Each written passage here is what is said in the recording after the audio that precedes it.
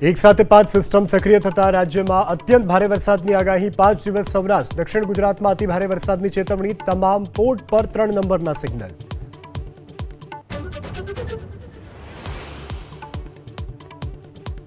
પોરબંદરના રાણાવાવમાં 2 કલાકમાં ખાબક્યો 5.5 ઇંચ વરસાદ આજે કુતિયાણા તાલુકામાં પણ અત્યંત ભારે વરસાદ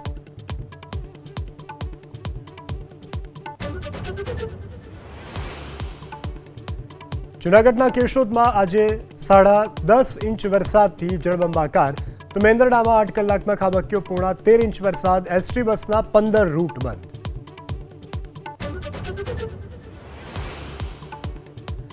ગીર સોમનાથના તાલાલામાં આજે ખાબક્યો 5 ઇંચ વરસાદ વેરાવળના નાવદરાથી ઇન્દ્રોડ સુધીના રસ્તા ઉપર ભરાયા પાણી તમામ તાલુકામાં round the clock control room કાર્યરત